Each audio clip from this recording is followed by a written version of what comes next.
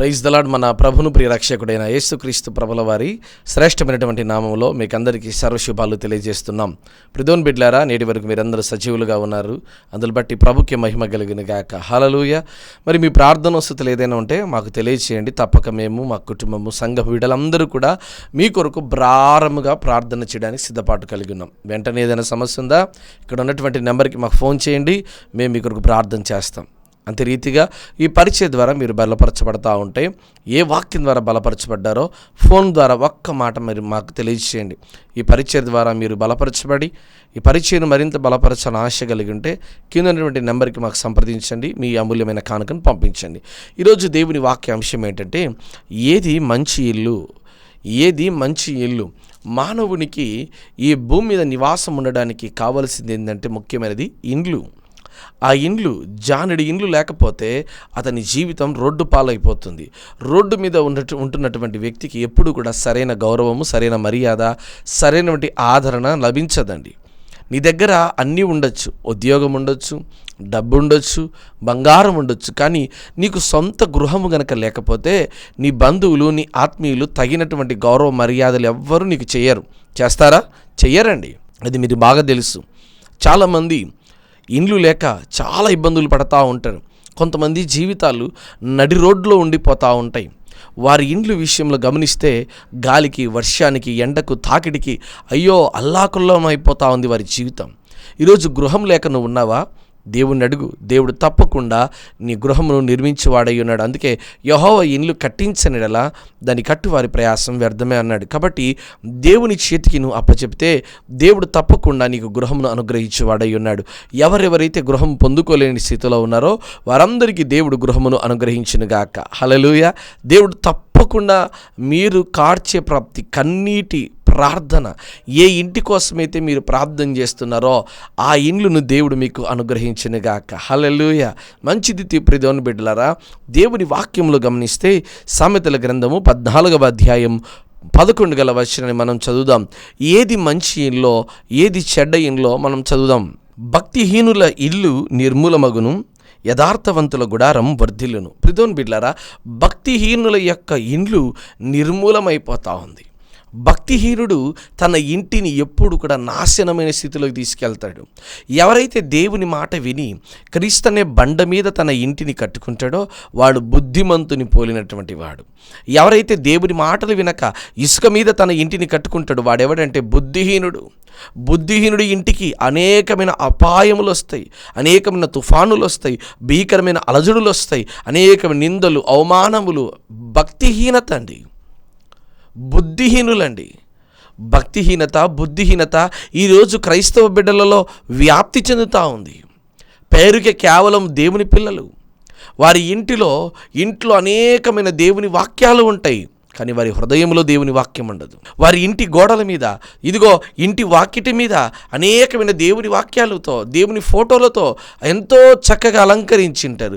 కానీ వారి కంఠాభూషణం అనగా వారి నోటికి, వారి హృదయానికి మాత్రం దేవుని వాక్యం ఉండదు. దేవుని వాక్యం పెట్టుకోరు.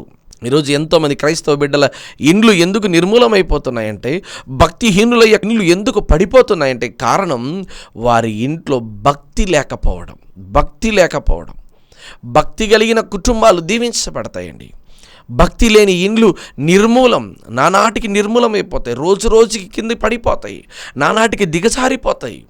ఈరోజు అలాంటి స్థితిలో నీ ఇండ్లు ఉందేమో, బహు జాగ్రత్త ప్రియదేవుని బిడ్డలారా. నీ ఇంటిని నువ్వు కాపాడుకో. ఇజ్గియాతండు, నువ్వు లేచి నీ ఇంటిని చక్కదిద్దుకో, చక్కబెట్టుకొనుము. ఈరోజు నీ ఇంటిని చక్కబెట్టుకో. నీ ఇంట్లో ఉన్నటువంటి భక్తిహీనతను తీసివేసే. మొదటిగా భక్తి లేకుండా ఉన్నారు. యెహోషువ అంటున్నాడు, నేను నా ఇంటి వారందరూ యెహోవాను మాత్రమే సేవించదాం. మీరైతే ఎవరినైనా సేవించుకోండి, మీరైతే ఎవరికైనా ప్రార్థన, కానీ నేనైనాను, నా కుటుంబమైనను, నా బిడ్డలు, మేమందరము తప్పకుండా యెహోవాను మాత్రమే సేవించదాం. ఈరోజు మన ఇంట్లో ఎందుకు ఇంత భక్తిహీనత అంటే కారణం ఒకటేనండి, ప్రార్థన జీవితం లేకపోవడం, కుటుంబంలో భక్తి లేకపోవడం. తల్లికి భక్తి లేదు, తండ్రికి భక్తి లేదు, వారికి పుట్టినటువంటి పిల్లలకు భక్తి లేదు. కారణం ఏంటంటే తల్లిదండ్రులకు లేని భక్తి పిల్లలకు ఎలా వస్తుందండి? తల్లిదండ్రులు మోకాళ్ళొంగి వారి బిడ్డల కొరకు ప్రార్థన చేసేవారిగా ఉండాలి కదా. నిశ్చయముగా నీ చేతుల కష్టార్జితం నువ్వు అనుభవించదువు. ఇదిగో నీ లోగిట నీ భార్య ఫలించేదిగా ఉంటుంది. నీ పిల్లలు ఒలీవ మొక్కల వలె ఉంటారు. నీ బల్ల చుట్టూ ఉంటారు. నీ బల్ల చుట్టూ ఉంటారు. నీ ఇంట్లోనే ఉంటారు. ఈరోజు ఎన్నో కుటుంబాలు, ఎంతో పెద్ద వంశాలండి, వారి కుటుంబాలు ఏమైపోయాయి? భక్తిహీనత వల్ల వారి కుటుంబాలు నాశనం అయిపోయాయి. భక్తిహీనత వల్ల వారి కుటుంబాలు చెదిరిపోయాయి. వాళ్ళ అబ్బల కాలం నుంచి చెప్తా ఉంటారు, మా అబ్బా పలాని దైవజనుడు, మా తండ్రి పలాని దైవజనుడు, కానీ మా కుటుంబం నాశనం అయిపోయింది. కారణం ఏంటంటే తండ్రికి ఉన్నటువంటి భక్తి పిల్లలకు లేదండి. ఏలి ఏమో మంచి దైవజనుడు, మంచి భక్తి కలిగిన వాడు. ఆయనకు పుట్టిన పిల్లలకు ఎక్కడుందండి భక్తి? ఉందా? సమూయేలు మంచి భక్తి కలిగిన వాడు, కానీ ఆయనకు పుట్టే పిల్లలకు భక్తి లేదే. యోబు ఏమో మంచి దైవజనుడు, మంచి భక్తి కలిగిన వాడు, కానీ వారి పిల్లలకు లేదు. దావీదు మంచి భక్తి కలిగిన వాడు, వారి పిల్లలకు లేదండి. ఈరోజు క్రైస్తవ బిడ్డల జీవితాలు నాశనం అవడానికి కారణం ఏంటంటే వారి కుటుంబంలో భక్తిహీనత వలన నీ ఇండ్లు నాశనమైపోద్ది. ఇది మంచి ఇండ్లు కాదు. భక్తిహీనుల ఇంట్లోకి వెళ్ళకూడదు. భక్తిహీనుల ఇంట్లో మన పిల్లను కూడా ఇవ్వకూడదు. మొదటిది. రెండవ ఇండ్లు, అదే 14వ అధ్యాయం సామెతల గ్రంథం మొదటి మాటను చదువుదాం. జ్ఞానవంతురాలు తన ఇండ్లును కట్టును, మూఢురాలు తన చేతులతో తన ఇండ్లును ఊడబెరుకును. మరొక ఇండ్లు ఏంటంటే ఈ ఇండ్లు మూర్ఖుల ఇండ్లు, మూఢురాలి ఇండ్లు. యోబు ఎప్పుడైతే తనకున్నటువంటి స్థితిని, ఆస్తిని, అంతస్తును పోగొట్టుకొని బూడిదలో కూర్చొని బాధపడుతూ దేవుని స్తుతిస్తూ ప్రార్థన చేస్తున్నాడో తన భార్య వచ్చి అంటది, ఇకనైనా నీ యథార్థం వదిలిపెట్టవా, దేవుని దూషించి మరణం అవ్వు అని. అప్పుడు అంటాడు యోబు గారు అంటారు, అమ్మా మూర్ఖురాలు మాట్లాడినట్టు మాట్లాడుతున్నావే. మూఢురాలంట తన ఇంటిని ఊడబెరుక్కుంటుంది అంట. ఈరోజు ఎంతోమంది తల్లులు వారి భర్త గొడ్డి చాకిరీ చేసి కష్టపడి బయటికి వెళ్ళి 10 రూపాయలు సంపాదించుకొని వస్తూ ఉంటే తన భర్త ఏం సంపాదిస్తున్నాడని బయటికి వెళ్ళి వారి బంధువులకు, వారి చుట్టాలకు అందరికీ నీచంగా చెప్తా ఉంది. ఈమె మూఢురాలు. మీ ఇంట్లో అన్నీ ఉన్నాయండి, మా ఇంట్లో ఏమీ లేవండి. మా ఇంట్లో ఎలాంటి వాషింగ్ మిషన్ లేదు, టీవీ లేదు, ఫ్రిడ్జ్ లేదు అంటే మూర్ఖురాలు మాట్లాడినట్టు మాట్లాడుతూ ఉంటుంది. బయటికి వెళ్ళిపోయి చుట్టాల దగ్గర, బంధువుల దగ్గర తన భర్తను తీసేసినట్టు, తన ఇండ్లు ఎందుకు పనికిరాని. అమ్మా ఒకసారి ఆలోచన చేయి. ఇండ్లు లేక గాలికి, వర్షానికి, ఎండకు తాకిడిగా ఎంతో అల్లాడిపోయే పిల్లలు బయట చూడిపోయి ఎంత శ్రమ పడుతున్నారో. దేవుడు నీకంటే ఒక ఇండ్లు ఇచ్చాడు. ఆ ఇండ్లును చూడండి ఎట్లా పెట్టుకున్నావు. మూఢురాలు ఇండ్లు ఎంత ఘోరంగా ఉంటుందో తెలుసా. ఆమె పని చెయ్యదు. వాస్తవానికి దేవుని వాక్యంలో సొలొమోను మహారాజు గారు రాసినటువంటి ఈ సామెత గ్రంథంలో ఇల్లాలు ఎలా ఉండాలి అంటే చక్కటి మాట రాయబడ్డాయండి. చూడండి, సామెత గ్రంథం 31వ అధ్యాయం 11వ వచనాన్ని చదువుతున్నాం. ఆమె పెనిమిటి ఆమె యందు నమ్మిక ఉంచును, అతని లాభప్రాప్తికి వెలితి కలదు. ఆమె తాను బ్రతుకు దినములన్నీ అతనికి మేలు చేయును గాని కీడేమీ చెయ్యదు. గొర్రె బొచ్చును, అవిసెనార వెతుకును, తన చేతులార వాటితో పనిచేయును. వర్తకపు ఓడలు దూరం నుండి ఆహారం తెచ్చినట్లు ఆమె దూరం నుండి ఆహారం తెచ్చుకొనును. ఆమె చీకటితోనే లేచి తన ఇంటి వారికి భోజనము సిద్ధపరచును, తన పనికత్తెలకు బెత్తము ఏర్పరచును. ఇది జ్ఞానవంతురాలు కలిగినటువంటి ఇండ్లు అండి. ఇది ఆమె చీకటితోనే లేస్తుంది, పెందలకడనే లేస్తుంది, పనివారికి అన్ని బెత్తము సిద్ధపరుస్తుంది. ఏమేం చెయ్యాలో, ఎక్కడ చెయ్యాలో, చేయకపోతే బెత్తం కూడా వాడుతుందంట. ఈమె మూఢురాలు ఉంది. ఈమె పని చెయ్యదు. ఏమైనా అంటే జొమాటోలో పెట్టి ఉంటుంది, ఏమైనా అంటే ఆర్డర్ పెట్టేసి స్విగ్గీలోనే వేస్తుంది. ఏంటంటే బద్ధకం చెయ్యదు, వంట చేయలేదు. ఎవరైనా చేసి పెడితే చక్కగా కూర్చొని తినమంటే తింటుంది, కానీ ఏ పని చెయ్యదు. మూఢురాలు ఈమె, మూర్ఖురాలు మాట్లాడినట్టు మాట్లాడుతూ ఉంటారు చాలామంది. ఈరోజు నీ కుటుంబం నాశనం కావడానికి ఇది ఎవరు కాదు తెలుసా? కారణం నువ్వే. మూఢురాలివి. ఎంత మూర్ఖంగా ప్రవర్తన చేస్తున్నావు తెలుసా? ఇదిగో ఇంట్లో అయ్యే ఖర్చు ఎంత, బయట అయ్యే ఖర్చు ఎంత అని ఆలోచన, జ్ఞానం అనేటువంటిది లేకుండా ఈరోజు నువ్వు బయట ఖర్చు పెడుతున్నావు. విచ్చలవిడితనంతో ఖర్చు పెడుతున్నావు. వృధాగా ఉలగబోస్తూ ఉంటారు కొంతమంది వండి. నీ భర్త ఎంత కష్టపడి సంపాదించే తిండిని లెక్క చేయకోకుండా ఇష్టం వచ్చినట్టుగా వండి పడేస్తూ ఉంటావు. మూర్ఖురాలు ప్రవర్తించినట్టు ప్రవర్తన చేయకు. నీ ఇండ్లు, నీ కుటుంబం నాశనం అయిపోద్ది. రోడ్డున పడిపోతావు. తినడానికి తిండి లేకుండా పోతుంది. అలాంటి బ్రతుకు నీలో ఉండకూడదు. మొదటిది భక్తిహీనుని ఇండ్లు. రెండవ ఇండ్లు ఇదిగో మూర్ఖురాలు ఇండ్లు. అదే సామెత గ్రంథం 15వ అధ్యాయం 25 వచనాన్ని మనం చదువుదాం. గర్విష్ఠుల ఇండ్లు యెహోవా పెరికివేయును. చూడండి, మూడవ ఇండ్లు ఏంటంటే గర్విష్ఠుల ఇండ్లు. కొంతమంది గర్వంతో ఉంటారు. ఎప్పుడైనా వారి ఇంటికి ప్రార్థన చేయడానికి పోయినప్పుడు వారి ఇంట్లో ఉన్నటువంటి వస్తువులను చూపించడానికి తహతహలాడిపోతూ ఉంటారు. చూసారా మా ఇంట్లో ఫ్రిడ్జ్ అండి, చూసావా ఈ లైట్ చూసారండి, ఇదిగో ఇది చూడండి, డ్రెస్సింగ్ టేబుల్ చూడండి. మా ఇంట్లో ఉన్నట్టు ఎవరింట్లో ఉండదండి. మాకెవరు పోటీ కాదండి. మేము కట్టినట్టు ఇంట్లో ఎవరైనా కడతారా? మా ఇంట్లో ఉన్న వస్తువులు ఎవరింట్లోనే ఉన్నాయా? గర్వం నాకుంది అని గర్వం. ఇక పక్కడాలను తక్కువ చేసి చిన్న చూపుగా చూడడం అనేటువంటిది భలే ఇష్టం వారికి. చాలా చిన్న చూపు చూస్తారండి. గర్విష్ఠితనం అండి. ఇంట్లోకి పోతే సరిగ్గా కూర్చోండి అని చెప్పలేని గర్విష్ఠి హృదయులు వాళ్ళు. ఇంట్లోకి వెళ్తే ఇదిగో కనీసం మంచినీళ్ళు తాగండి అని చెప్పలేని స్థితి. గర్విష్ఠి హృదయం కలిగిన వారు. భర్త గర్విష్టే ఉద్యోగం ఉందని, భార్య గర్విష్టే డబ్బు ఉందని. వారి గర్విష్టి ఇండ్లను దేవుడు ఏం చేస్తాడంటే పెరికివేయును అంటున్నాడు. గర్విష్ఠుల ఇండ్లు యెహోవా పెరికివేస్తాడు. ఎందుకంటే పనికిరాదు కదా అది. గర్విష్టి హృదయం. ఒకరోజు పరలోకంలో ఉన్నటువంటి దేవాది దేవుడు తన దూతలకు ఆజ్ఞాపించాడంట. ఇదిగో పలాని ప్రాంతంలో ఉన్నటువంటి ఆ ఇంటి వారందరినీ నాశనం చేయండి అని చెప్పాడంట. అయ్యా, ఆ గ్రామంలో సుమారుగా ఒక 500 ఇండ్లు ఉన్నాయ్యా, మొత్తం 500 ఇండ్లను నిర్మూలన చేయిపో అని చెప్పాడట. తన దూతలకు ఆజ్ఞాపించాడు. అవునా, సరే అని బయలుదేరుతుండగా ఆ దూతలకు ఒక సందేహం వచ్చింది. అయ్యా, 500 గృహాలను నిర్మూలన చేయాలా? అవును, చేసేయి.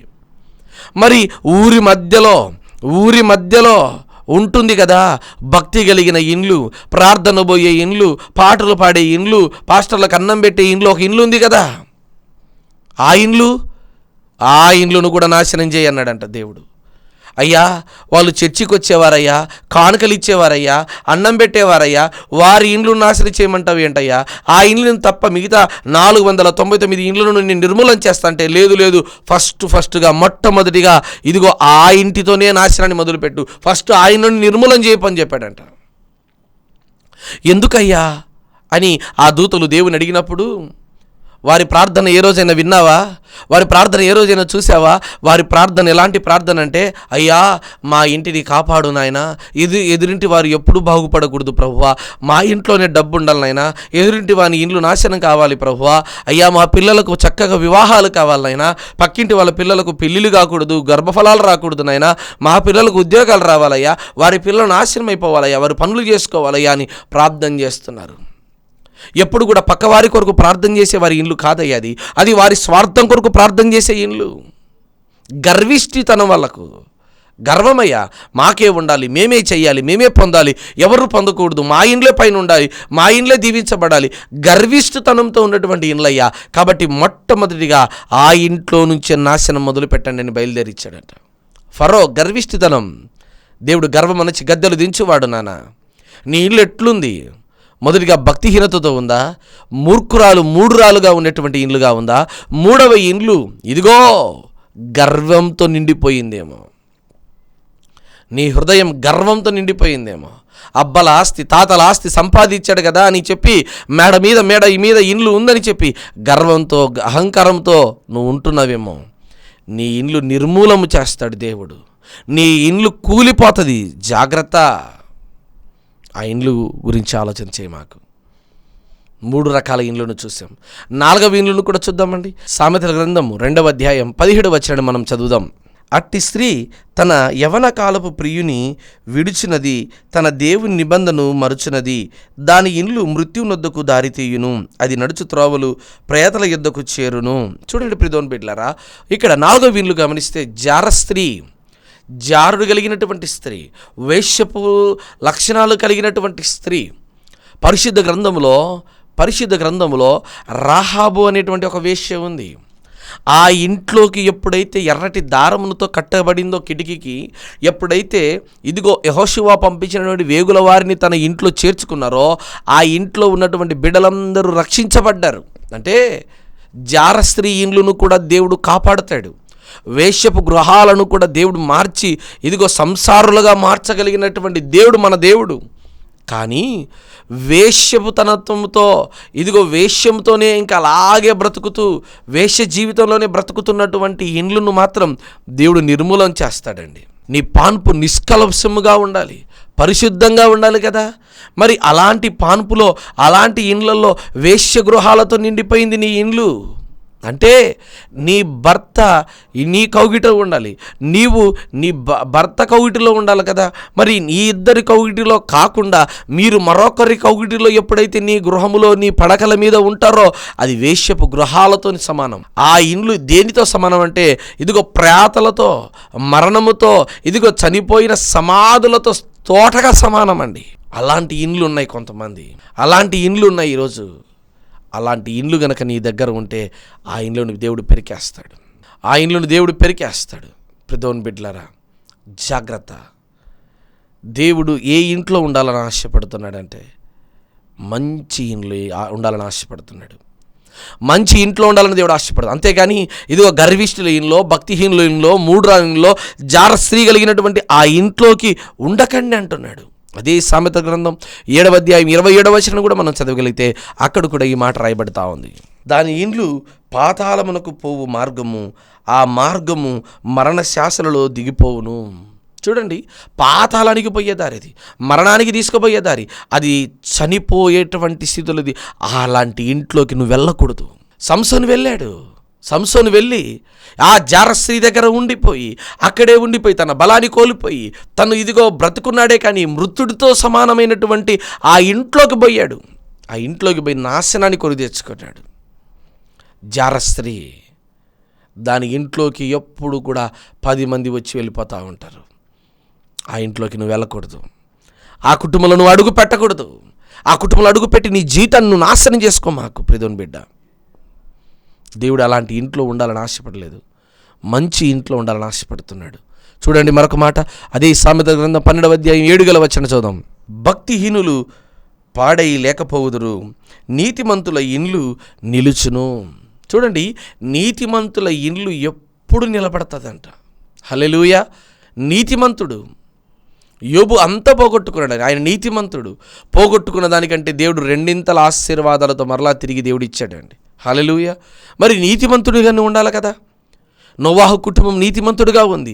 అందుకే నోవాహు కుటుంబాన్ని దేవుడు రక్షించి, కాపాడి, సంరక్షించి ఇదిగో ఓడలో భద్రముగా పెట్టాడు, జాగ్రత్తగా పెట్టాడు. కారణం ఏమిటి?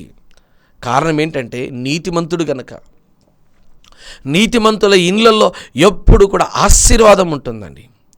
నీతిమంతుని గృహములో దీవెన ఉంటుందండి. ఈరోజు నీతిమంతుని ఇల్లుగా ఉండాలి, ప్రార్థన చేసే ఇండ్లుగా ఉండాలి.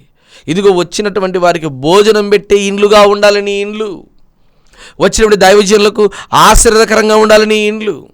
గొడవలతోనూ త్రాగుడుతోనూ ఈరోజు కొత్తగా ట్రెండ్ వచ్చిందండి. ఈరోజు కొత్తగా ఒక ట్రెండ్ వచ్చేసింది. ఏంటో తెలుసా? ఇంట్లోనే బార్, ఇంట్లో బార్, మిద్దె పైన స్టార్. ఇంట్లో బార్ అంట, మిద్దె పైన స్టార్ అంట కదండి. ఇంట్లోనే బార్ పెట్టేశారు. నేను మా ఆయన అక్కడ కూర్చొని మంచినీళ్ళ దగ్గర కూర్చొని చల్లగా ఆడుకుంటూ తాగేదానికండి. బయట తాగనండి, మా ఆయన ఇంట్లోనే తాగుతాడండి. ఈరోజు ఇంట్లోకి పాపం వచ్చేసిందండి, ఇంట్లోకే పాపం వచ్చింది. అందుకే కయ్యూరుతో అంటాడు, నువ్వు సత్క్రియ చేసినలా తల ఎత్తుకు నువ్వు, లేకుంటే వాకిట పాపం పొంచి ఉందంట. ఈరోజు వాకిట్లో కాదు పాపం, ఎక్కడుంది తెలుసా? ఇంట్లోనే ఉంది పాపం. నీ ఇల్లు ఎట్లుందో తెలుసా?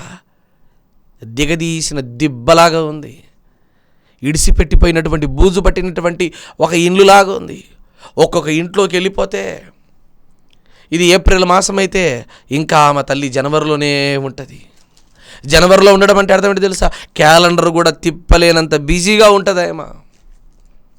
ఎక్కడ తిన్న మెతుకులు అక్కడే, ఎక్కడ విడిచిన బట్టలు అక్కడే. ఇదిగో ఇంట్లో బూజు పట్టిపోయి, ఇంట్లో అంతా బూజు పట్టిపోయి సరైన బట్టలు లేక అయ్యో దుర్భరంగా నీచంగా ఉంటుందండి ఆ ఇండ్లు. ఆ ఇంట్లోకి పోతే తినాల కాదు, తిన్నది వాంతికొచ్చేలాగుంటుంది. అది ఒక ఇండ్ల. ఇంట్లో ఎప్పుడు కూడా అల్లరిది ఉండకూడదు. ఇంట్లో ఎప్పుడు మౌనంగా పావురం వలె ఇదిగో అని మొరపెట్టేటువంటి ప్రార్థన కలిగిన ఇల్లుగా ఉండాలి. ఆ ఇంట్లో ఎప్పుడు కూడా దైవజనులు వచ్చి వెళ్ళిపోయే ఇల్లుగా ఉండాలి. ఆ ఇంట్లో లేనివారు ఎవరైనా వస్తే దానం చేసేటువంటి ఇల్లుగా ఉండాలి. అది నీతిమంతుల ఇండ్లు అది. అంతేగాని ఆ ఇంట్లోకి ఎవరైనా పోతే సరిగ్గా మంచినీళ్ళు కూడా ఇవ్వరు. సరిగ్గా నిలబడితే కూర్చోండి అయ్యా అని కూడా అనరు కొంతమంది ఆ ఇండ్లలో. అది గౌరవ మర్యాద లేనటువంటి ఇండ్లు. భర్త ఏమో మంచి భక్తిపరుడే, కానీ భార్య ఎవరైనా ఇంట్లోకి చుట్టాలు వస్తే ఈమె బయటికి పోతుంది, వాళ్ళు బయటికి వస్తే ఈమె ఇంట్లోకి పోతుంది. వచ్చిన వాడు తప్పకుండా పచ్చుతోనే చచ్చిపోవాలండి. అన్నం పెట్టే కూడా కాదు ఈమె మహాతల్లి. అన్నం కూడా పెట్టదు. ఎవరైనా ఉన్నారా? నేను ఈ వాక్యం చెప్తున్నాక మీకు అర్థమైపోతుంటుంది, ఓహో పలానా ఇంట్లో ఇట్లనే ఉంది నా పరిస్థితి అని. లేదా నీ ఇంట్లోనే ఉంది ఆ పరిస్థితి. నీ ఇల్లుని చక్కదిద్దుకో, నీ కుటుంబాన్ని చక్కదిద్దుకో, నీ భార్యను చక్కదిద్దుకో, నీ పిల్లల్ని చక్కదిద్దుకో. నీ పిల్లలు నీ బల్ల చుట్టూ ఉండాలా, నీ చుట్టూ నీ ఇంట్లో ఉండాలా. 4 గదులు ఇచ్చావు, ఒక్కో గదిలో ఒక్కొక్కడు ఏం చేస్తున్నాడో నీకు తెలియదు. ఆనాడు అనేక మంది పెద్దలు ఒకే చోట తిన్నారు, ఒకే చోట ఉన్నారు. ఆ కుటుంబం ఎంతో విస్తరించింది, దీవించబడింది, ఆస్తిపాస్తులు అన్నీ సంపాదించుకున్నారు. మరి ఈరోజు ఒక్కొక్కరికి ఒక్కొక్క గది ఇచ్చారు, ఒక్కొక్కరికి ఒక్కొక్క రూమ్ ఇచ్చారు. ఏమైపోతుంది? ఒక్కొక్క గదిలో ఎవడు ఏం చేస్తున్నాడో, ఏ పాపపు క్రియలు చేస్తున్నాడో తెలియని పరిస్థితి. ఈరోజు నీ ఇల్లు ఎలా ఉంది? నీతిమంతుని ఇల్లుగా ఉన్నదా? నీ ఇల్లు లంచంతో నిండిపోయిందా? నీ ఇల్లు త్రాగుడుతో నిండిపోయిందా? నీ ఇల్లు వ్యభిచారంతో నిండిపోయిందా? నీ ఇల్లు పేకాటకు, కొంతమంది పేకాటే పెట్టింటారు ఇంట్లోనే. ఏదో సరదాకి అడుక్కుంటున్నామండి, మేము మా బామర్దులమండి, సరదాకి ఇంత విషయం తినండి పోతుంది కదా, ఎందుకు వచ్చింది తిప్పలు? కొన్ని ఇండ్లలో కళ అనేది ఉండదు. కొన్ని ఇంట్లోకి వెళ్తే భయం, గుబులు, సరే నిద్ర పట్టదు. ఈరోజు నీ ఇల్లు ఎలా ఉందో ఆలోచించి చూడండి. మరొక మాటను కూడా అదే సామెత గ్రంథం 15వ అధ్యాయం 6వ వచనం చదువుతున్నాం. నీతిమంతుని ఇల్లు గొప్ప ధననిధి, భక్తిహీనుని కలుగు వచ్చుబడి శ్రమకు కారణం. చూడండి, నీతిమంతుని ఇల్లు గొప్ప ధననిధి. ధనం నిధి ఎంత తీసినా తక్కువ కాదండి.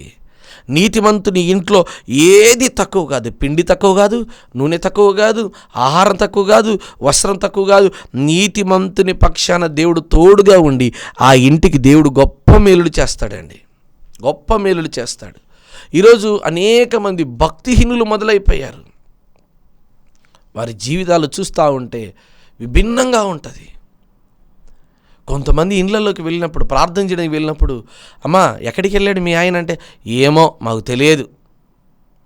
ఏ టైంకి వస్తాడు, వస్తే వస్తాడు, లేకపోతే లేదు. ఏదైనా భోంచేశాడా, ఆయన గురించి వదిలిపెట్టు పాస్టర్ గారు, మేమున్నా మా కోసం ప్రార్థన చేయండి, వెళ్ళిపోండి మీరు. అయ్యో భర్త ఎక్కడికి వెళ్ళాడో, ఏం చేశాడో ఏమీ తెలియదంట ఆమెకి. కొంతమంది పిల్లలు ఉంటారు, వాళ్ళ నాన్న ఎక్కడున్నాడు, ఏం చేస్తున్నాడు అడగరు.